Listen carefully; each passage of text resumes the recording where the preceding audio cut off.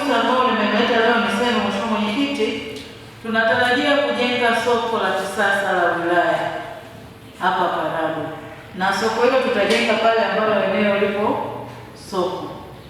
Ina maana tutakuja kuhusisha kuhamisha waliopo ili kupisha ujenzi, na soko hili linajengwa kwa gharama au fedha za serikali kuu, na tutajenga kwa wastani wa kipindi ambacho hakitapungua miaka 2.5.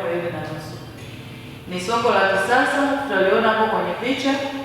Halmashauri kwa kushirikiana na Mheshimiwa Mbunge na viongozi wengine tuliandaa andiko kwa ajili ya ujenzi wa soko, na wataalamu ngazi husika za TAMISEMI na Wizara ya Fedha waliyapitia, kusahihisha, baadaye wakatuelekeza. Lakini na mwisho wa siku sasa, kwa mwaka wa fedha unaoanza Julai, tumeshatengewa bilioni 1 kwa ajili ya ujenzi.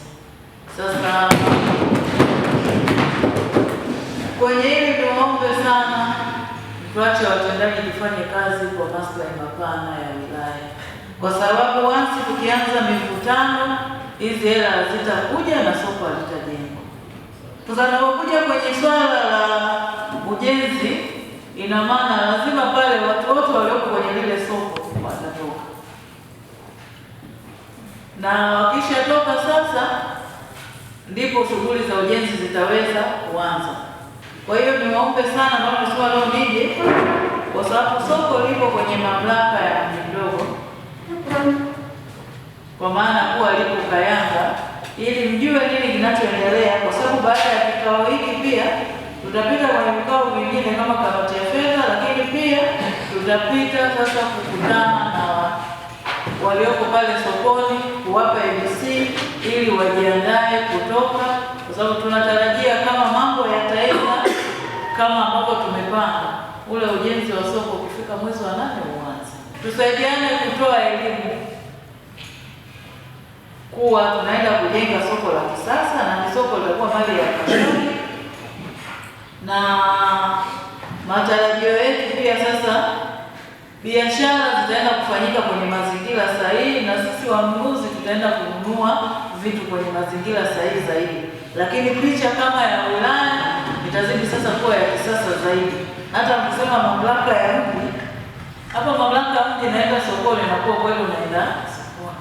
Neno la shukrani kwa mkurugenzi, mwenyekiti wetu, wataalamu wote kwa hiki ambacho kinafanyika. Hili zaidi ambalo nimeliona na limenigusa juu ya maendeleo ya Karagwe yetu, juu ya soko ambalo linatarajiwa kujenga. Kwa hiyo niseme nashukuru sana, kazi iendelee. Tuliona hii picha inaonyesha kwamba kweli kuna jambo jema linakuja mbele yetu.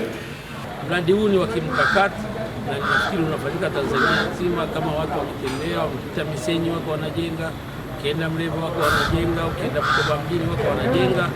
Sasa na sisi Karagwe zamu yetu imefika, basi ni wakati wa kuboresha mazingira yetu na watu waweze kufanya kazi kwenye mazingira.